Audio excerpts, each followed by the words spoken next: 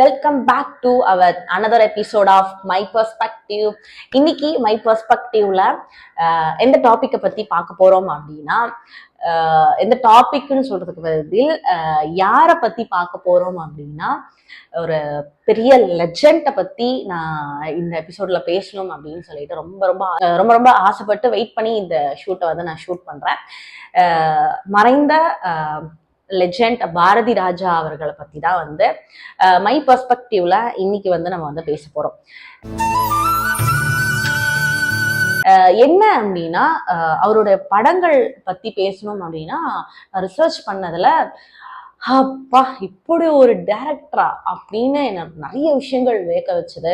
அவருடைய ஸ்டோரி டெல்லிங்கா இருக்கட்டும், ரைட்டிங்கா இருக்கட்டும், ஒரு விஷயத்த யதார்த்த சினிமா அப்படின்ற ஒரு விஷயத்த தமிழ் சினிமாக்குள்ள கொண்டு வந்ததா இருக்கட்டும், கிராமப்புறங்கள்ல இருக்கக்கூடிய விஷயங்களை ரொம்ப ரொம்ப எளிமையா யதார்த்தமா காட்டினதா இருக்கட்டும், இது எல்லாமே வந்து அவரை பத்தி நிறைய விஷயங்கள் நான் ரிசர்ச் பண்ணும் போது எனக்கு ரொம்பவே வந்து இன்னும் எக்ஸ்ட்ரா நாலேஜை கொடுக்குற மாதிரி தான் இருந்துச்சு.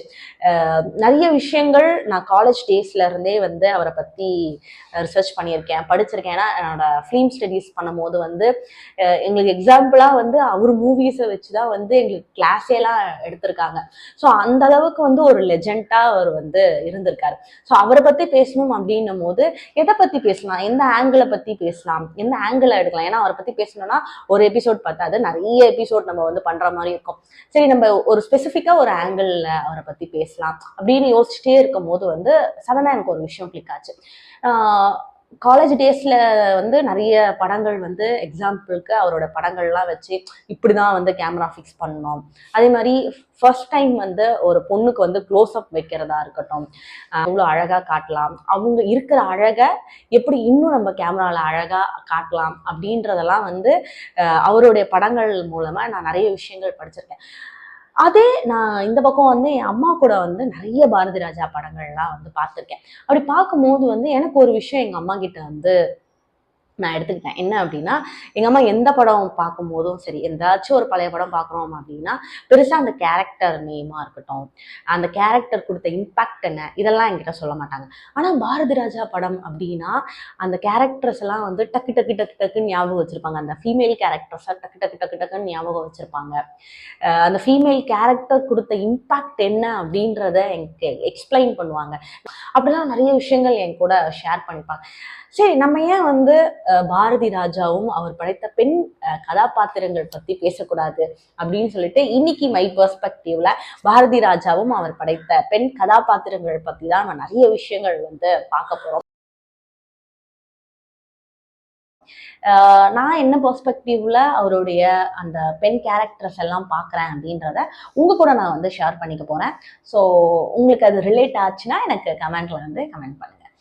விமன் செட்ரிக் மூவி அப்படின்றத வந்து அந்த காலத்திலேயே 1-2 படங்கள் விமன் செட்ரிக் மூவிஸா வந்திருக்கு. பெண்களை மையமா வச்சு, பெண்களை ஒரு ஒரு ஒரு விஷயமா வச்சு நகரக்கூடிய கதைகள்லாம் நிறைய வந்திருக்கு. ஆனா ப்ராபப்ளி ரொம்ப கம்மியா வந்திருக்கு. ஆனா இப்போ அது வந்து ரொம்பவே இன்க்ரீஸ் ஆயிருக்கு. இப்போ நம்ம நிறைய கொண்டாட ஆரம்பிச்சிட்டோம். விமன் செட்ரிக் மூவியை நிறைய பேர் நம்ம கொண்டாட ஆரம்பிச்சிட்டோம். ஆனா விமன் செட்ரிக் மூவி ஒரு பெண்ணை மையமா வச்சு நடக்கக்கூடிய கதைகள் தான் நம்ம வந்து பார்த்துட்டு இருக்கோம். ஆனா ஒரு பெண் ஃபேஸ் பண்ணக்கூடிய விஷயங்கள், ஒரு பெண்ணோடைய செல்ஃப் ரெஸ்பெக்டா இருக்கட்டும், அவளுடைய லவ்வா இருக்கட்டும், அவளுடைய பார்வையில இருந்து மக்களுக்கு வந்து காட்டினது எனக்கு தெரிஞ்சு நான் பார்த்த வரைக்கும் ஃபர்ஸ்ட் பாரதி ராஜா அவர்களை தான் நான் சொல்லுவேன். அவ எப்படி லவ் பண்றா, ஒரு சோஷியல் ஜஸ்டிஸ்க்காக எப்படி அவ போராடுறா, ஆனால் எப்படி அவ முன்னிறுத்துறா அதுக்காக, அதே மாதிரி செல்ஃப் ரெஸ்பெக்டை எப்படி அவ வந்து ஹேண்டில் பண்றா, இந்த மாதிரி நிறைய விஷயங்கள் ஒரு பெண்ணோட மனசுக்குள்ள இருக்கிற விஷயங்களை அவர் வந்து படமா காட்டியிருப்பாரு. அந்த விதத்துல அவருடைய படங்கள் எல்லாமே வந்து எனக்கு ரொம்ப ரொம்ப ரொம்ப பிடிச்சிருந்துச்சு. அந்த ஆங்கிளில் பார்க்கும்போது எனக்கு ரொம்ப ரொம்ப பிடிச்சிருந்துச்சு. ஸோ ஏன் அதை பற்றி நம்ம வீடியோ பண்ணக்கூடாது அப்படின்றதுக்காக தான் இந்த வீடியோ. ராஜா அவர்கள் படங்களில் பிடிச்ச ஒரு விஷயம் வந்து லவ், பெண்களுடைய லவ் வந்து டோட்டலாக வந்து டிஃப்ரெண்ட்டாக காட்டியிருப்பாங்க. இப்படி ஒரு ஆங்கிளில் நம்ம வந்து அந்த டைமில் பெண்களுடைய லவ்வை நம்ம வந்து பார்த்துருக்க மாட்டோம். எந்த ஒரு அந்தஸ்து, எந்த அவன் பணக்காரனா ஏழையா இல்லை அழகா இருக்கானா வாட் எவர் எதுவுமே எனக்கு இல்லை. அவன் வந்து எனக்கு பிடிச்சிருக்கு. எக்ஸாம்பிள் வந்து அலைகள் ஓய்வதில்லை எடுத்துக்கலாம். அவன் வந்து எந்த ஜாதியோ எந்த மதமோ எதுவுமே பார்க்காம அவங்கள வந்து கார்த்தியை வந்து ராதா வந்து லவ் பண்ணுவாங்க. அவங்களுக்காக மதம் மாறுறதா இருக்கட்டும், அந்த அந்த விஷயங்கள்லாம் வந்து இப்போ நம்மளுக்கு அதெல்லாம் ரொம்ப ஈஸி. இப்போ இருக்க காலகட்டத்தில் அந்த விஷயம் ரொம்ப ஈஸியான ஒரு விஷயம். ஆனால் அந்த டைம்ல வந்து மதமா இருக்கட்டும் ஜாதியா இருக்கட்டும் எப்படி பார்த்துருப்பாங்கன்றது நம்மளே பார்த்துருப்போம். ஸோ அந்த டைம்ல ஒரு பெண்ணு இவ்வளோ துணிச்சலா ஒரு அவளோட லவ்க்காக பண்றா அப்படின்றத வந்து அவ்வளோ அழகா காட்டியிருப்பாரு. அதே மாதிரி முதல் மரியாதையெல்லாம் வந்து பீக் நம்ம வந்து நினைச்சே பார்த்துருக்க மாட்டோம். அப்படி அப்படி ஒரு விஷயத்த நம்ம நினைச்சே பார்த்துருக்க மாட்டோம். அந்த மாதிரி அந்த கேரக்டர்ல நடக்கிற மாதிரியான சில விஷயங்கள்லாம் நிறைய பேர் லைஃப்ல வந்து அந்த டைம்ல நடந்திருக்கும். ஆனா அதை யாருமே வெளியே சொல்ல மாட்டாங்க. வெளியே சொன்னா நம்மளை வந்து இப்படிதான் அப்படின்னு ஒரு முத்திரை குத்திடுவாங்களோ, இல்லை இப்படிதான் இந்த பொண்ணு அப்படின்னு ஒதுக்கிடுவாங்களோன்ற பயம் நிறைய பேருக்கு இருக்கும். அந்த சீரியோ டைப்பை உடைச்சு அவர் வந்து அந்த படத்துல வந்து அந்த பெண் கேரக்டரை வந்து காட்டியிருப்பாரு. எந்த ஒரு ஆங்கிள்லையுமே நம்ம ராதாவை வந்து தப்பாவே நம்ம பார்க்கவே மாட்டோம். அதே மாதிரி வடிவுக்கரசி கேரக்டராகவே இருக்கட்டும், அவங்க கேரக்டருமே வேற மாதிரி இருக்கும். எந்த ஒரு ஆங்கிள்லையுமே அவரோட படங்கள்ல வர பெண் கேரக்டரை வந்து நம்ம வந்து தப்பாவே பார்க்க மாட்டோம். தப்பான ஒரு கோணமே தப்பான ஒரு சிந்தனையே வராது. நம்மளுக்கு வந்து சில விஷயங்கள் வந்து இடண்டா வச்சிருந்து கடைசியில அதை ரிவீல் பண்ணுவாங்க. அப்போ கூட சரி இந்த பொண்ணு நம்ம தப்பா நினைச்சிட்டோமே, கடைசியில இந்த பொண்ணு நல்லவளா இருக்கான்ற ஒரு தாட்டே வராது.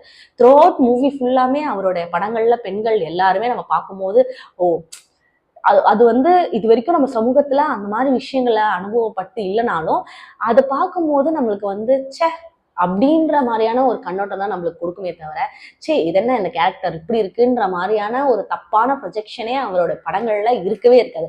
அதான் எனக்கு ரொம்ப ரொம்ப பிடிச்சது அவருடைய படங்கள்ல.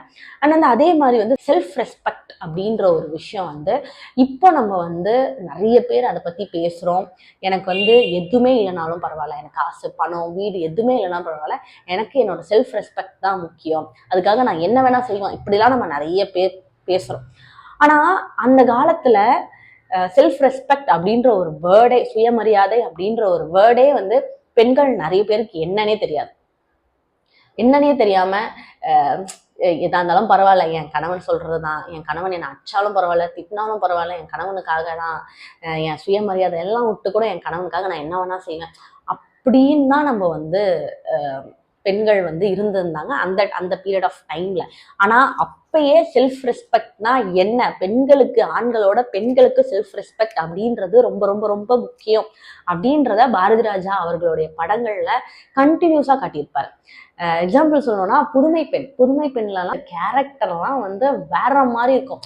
ஆனந்தா அப்படின்ற அந்த கேரக்டர் வந்து ஸ்டார்டிங்ல இருந்து வந்து ரொம்ப வீட்டுக்குள்ளேயே இருந்து இருக்கிற மாதிரி, அவன் கணவன் என்ன சொல்றாரோ அந்த மாதிரி நடந்துக்கிட்டு பெருசா வெளி உலகம் எதுவுமே தெரியாத ஒரு பெண்ணா தான் வந்து காட்டியிருப்பாங்க. அண்ட் அப்படியே இது பண்ணா அவங்க ஹஸ்பண்ட் வந்து ஜெயிலுக்கு போயிடுவாரு. அதுக்காக அவ வந்து போராடி அவங்க ஹஸ்பண்ட் எப்படியாவது வெளியே கொண்டு வரணும் அப்படின்னு சொல்லி அதுக்காக நிறைய விஷயங்கள்லாம் பண்ணி ஃபைனலாக கொண்டு வந்துடும். அதை பார்க்கும்போது எதுவுமே தெரியாம இருந்தவ இப்போ பாரு அப்படின்ற மாதிரி நம்மளுக்கே வந்து ஓகே நம்மளும் இந்த மாதிரி தான் இருக்கணும்னு சொல்லி ஒரு மோட்டிவேஷனலாம் இருக்கும். அப்படியே கட் பண்ணோன்னா அவன் ஹஸ்பண்ட் வந்து நீ வந்து தப்பான விஷயங்கள் பண்ணி தான் வந்து என்னை கூட்டிட்டு வந்த அப்படின்னு சொல்லிட்டு ப்ரொஜெக்ட் பண்ண ஆரம்பிச்சிருவார். லவ் பண்ணி கல்யாணம் பண்ண ஒரு ஹஸ்பண்டு அவனுக்காக அவ்வளோ போராடி இருக்கா அவனை வெளியே கொண்டு வர்றதுக்காக. ஆனா நம்ம ஹஸ்பண்ட் இப்படி சொல்லிட்டாரே அப்படின்னு சொல்லிட்டு அதை அவர் நிரூபிக்கணும்னு கூட நினைக்க மாட்டான். எனக்கு என்னோட ஆசை கணவனா இருக்கட்டும், யாரா இருக்கட்டும், என்ன வேணா இருக்கட்டும், என்னை வந்து இழிவா பேசுறாங்க, என்னோட கேரக்டரை தப்பா பேசுறாங்க, அந்த இடத்துல நான் ஒரு நிமிஷம் கூட இருக்க மாட்டேன்னு அந்த இடத்துல அந்த செல்ஃப் ரெஸ்பெக்ட் அவ ப்ரூவ் பண்ணுவான் பாருங்க, வேற மாதிரி இருக்கும் அந்த சீனு. அப்படி நிறைய விஷயங்கள் அவருடைய படங்கள்ல பெண் கேரக்டர்ஸ்க்கு வந்து அவ்வளோ இம்பார்ட்டன்ஸ் கொடுத்துருப்பாரு. ஹீரோவே அந்த படத்துல வந்து பெண் தான், பெண்ணோட உணர்ச்சிகள் தான் ஹீரோவே. அவங்களுடைய அழுகையா இருக்கட்டும், அவங்களுடைய சிரிப்பா இருக்கட்டும், அவங்களுடைய கவலைகளா இருக்கட்டும், இது எல்லாத்தையும் வச்சுதான் அவருடைய படங்களே வந்து நகரும். அப்படி இருக்கும்போது இன்னொரு படம் வந்து எனக்கு கண்டிப்பா அதை பத்தி பேசியே ஆகும். 16 வயதில் ஒரு பையனை பார்த்து லவ் வரும். ஒரு ஒரு ஒரு டாக்டரை பார்த்து லவ் வரும். அந்த லவ்வை வந்து எந்த இடத்துலையும் நம்ம வந்து அவ தப்பு பண்றா, அது தப்பு அப்படின்னே நம்மளால பார்க்க தோணாது. அது ஒரு காவியமா தான் நம்மளால பார்க்க தோணும். மயிலோட சைட்ல இருந்து பார்த்தோம்னா நம்மளுக்கு வந்து அது ஒரு காவியமா தான் பார்க்க தோணும். ஆனா அவ கடைசியில ஏமாந்துருவா. அது அது இருப்பாரு அந்த வயசுல வர காதலியும் ஒரு அழகா காட்டியிருப்பாரு. ஒரு மெச்சூர்டா அவ ஆனதுக்கு அப்புறம் அவளுக்கு வர காதலியும் அதுல நம்ம பார்க்கலாம். அவளுக்கு வந்து மெச்சூரிட்டியே இல்லாம ஒரு ஒரு ஒரு அழகையும் ஒரு வெளி தோற்றத்திலையும் வர லவ்வையும் நம்ம வந்து அழகா காட்டியிருப்பார். ரெண்டுத்தையும் நம்ம கம்பேர் பண்ணி பார்க்கும்போது எந்த இடத்துலையும் வந்து அவளை வந்து நம்ம வந்து தப்பாவே வந்து அவளை வந்து அவர் எந்த இடத்துலையும் தப்பாவே மீன் பண்ணியிருக்க மாட்டாரு. எல்லாமே சரி அப்படின்ற மாதிரிதான் வந்து அந்த படத்துல வந்து மீன் பண்ணியிருப்பாரு. அது எனக்கு ரொம்ப ரொம்ப ரொம்ப பிடிச்ச ஒரு விஷயமா இருந்துச்சு. அவர் இதெல்லாம் ஒரு பக்கமா அந்த லவ்வா இருக்கட்டும், சுயமரியாதை செல்ஃப் ரெஸ்பெக்டா இருக்கட்டும், இதெல்லாம் ஒரு பக்கம் இருந்தாலும் பொதுவாக அந்த சமூக கருத்துக்கள், சமூகத்துல நடக்கக்கூடிய விஷயங்களை எடுத்து சொல்றது, இதெல்லாம் வந்து முக்காவாசி படங்கள்ல ஆண்கள் தான் வந்து பண்ணுவாங்க. ஆனா பாரதிராஜா அவர்களுடைய படங்கள்ல நிறைய படங்கள்ல சமூகத்துல நடக்கக்கூடிய அவலங்கள், அந்த விஷயங்கள் எல்லாம் வந்து பெண்கள் வந்து ஹேண்டில் பண்றதை வந்து அவர் வந்து காட்டியிருப்பாரு. கிழக்கே போகும் ரயில்ல வந்து அவர் ஸ்டார்டிங்ல இருந்து வந்து ரொம்ப துருதுருவான ஒரு பொண்ணா இருப்பாங்க. எதை பத்தியும் கவலைப்படாம ஜாலியா அப்படிதான் இருப்பாங்க. ஆனா ஒரு ஒரு விஷயம் கிளைமேக்ஸ்ல நடக்கும். அப்போ வந்து டோட்டலா நம்ம ராதிகா அவர்களை வந்து வேற ஒரு ஆங்கிள் நம்ம வந்து பார்ப்போம். அது வரைக்கும் துருதுருன்னு இருந்த ஒரு பெண் வந்து ஊர்காரங்க என்ன சொன்னாலும், ஜாதிக்காரங்க என்ன சொன்னாலும், என்னை வந்து ஒரு விஷயத்தால கட்டி போட்டு என்னை வந்து அடக்கி வைக்கணும் அப்படின்னு நினைக்கிறவங்க அந்த இடத்துல வாழ்றதை விட அது எல்லாத்தையும் மிதிச்சு தூக்கி தள்ளிட்டு எனக்கு பிடிச்ச லைஃப்பை எனக்கு பிடிச்ச ஒருத்தரோட நான் வாழ்றது தான் வாழ்க்கை அப்படின்னு சொல்லிட்டு அந்த விஷயங்களெல்லாம் வந்து தூக்கி போட்டு அவங்க வந்து அந்த ரயில் ஏறி போவாங்க. அதுதான் வந்து ஒரு பொண்ணு எந்த நிமிஷத்துல வேணா எப்படி வேணா மாறலாம். அவளுக்கு வந்து அவளோட லைஃப்பும் முக்கியம். அதே டைம் தன்னை வந்து ஒருத்தவங்க கட்டி போடணும்னு சொசைட்டி ஒரு பொண்ணை வந்து எந்த இடத்துல ரொம்ப வீக்கா நினைக்குதோ, எதை வச்சு ரொம்ப வீக்கா நினைக்குதோ அதை தூக்கி போட்டுட்டு என்னோட செல்ஃப் ரெஸ்பெக்டையும் என்னோட லைஃப்பையும் எப்படி நம்ம தைரியமா சூஸ் பண்ணணும் அப்படின்றத அந்த கேரக்டர் மூலயமா அவர் வந்து தமிழ் சினிமாவுக்கு கொண்டு வந்திருப்பாரு. ஒரு பொண்ணு எந்த ஒரு காரணத்தாலையும் ஃபேமிலியாலையும் சரி சொசைட்டியாலையும் சரி முடக்கி வச்சிடக்கூடாது. அவ வந்து அவளுடைய கற்பனைக்கு ஏற்ப அவளுடைய ஆசைக்கு ஏற்ப அவ வந்து அவளுக்கு பிடிச்சதெல்லாம் பண்ணணும். அது தப்போ சரியோ அதெல்லாம் பண்ணணும் அப்படின்றத வந்து பாரதிராஜா அவருடைய படங்கள்ல தொடர்ந்து நம்மளுக்கு வந்து வலியுறுத்திக்கிட்டே இருப்பாரு. ஸோ பெண் அப்படின்றவ வெறும் போக பொருளா மட்டும் இல்லாம எல்லாமே பெண் தான் அப்படின்றத வந்து அவருடைய படங்கள் மூலமா நான் நிறைய விஷயங்கள் லேர்ன் பண்ணியிருக்கேன். எந்த இடத்துலையும் பெண்கள் வந்து தப்பானவங்க கிடையாது. அவங்களுடைய ஆசைகளும் சரி, அவங்களுடைய கனவுகளும் சரி, அவங்களுடைய லவ்வும் சரி, எந்த ஒரு உணர்ச்சியுமே தப்பான விதத்துல அவர் வந்து எந்த இடத்துலையும் ஒரு ப்ரொஜெக்ட் பண்ணியே இருக்க மாட்டாரு. அது நம்மளுக்கு அப்படியும் புரிஞ்சும் இருக்காது அந்த மாதிரியும். ஸோ இது வந்து நான் அவருடைய படங்கள்ல பயங்கரமா ரசிச்சு பார்த்த விஷயங்கள். எனக்கு அவருடைய படங்கள்ல பெண் கேரக்டர்ஸ்லாம் இப்படிதான் நான் வந்து நினைச்சு வச்சிருக்கேன். ஸோ இதெல்லாம் சரியா தப்பா, if I am wrong please correct me.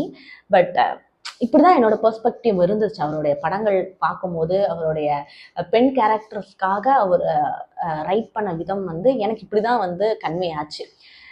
நிறைய படங்கள் வந்து நான் வந்து மிஸ் பண்ணியிருப்பேன். நிறைய கேரக்டர்ஸை வந்து பேசுறதுக்கு நான் மிஸ் பண்ணியிருப்பேன். அப்படி மிஸ் பண்ண கேரக்டர் என்ன? உங்களுக்கு பாரதிராஜா அவர்களுடைய படத்திலேயே ரொம்ப பிடிச்ச ஃபீமேல் கேரக்டர் யாரு? அது என்ன மாதிரியான இம்பேக்ட் உங்களுக்கு கிரியேட் பண்ணுச்சு அப்படின்றத எனக்கு மறக்காம கமெண்ட்ல சொல்லுங்க. இந்த வீடியோ உங்களுக்கு பிடிச்சிருந்துச்சு அப்படின்னா மறக்காம ஷேர் பண்ணுங்க, சப்ஸ்கிரைப் பண்ணுங்க. பாய்.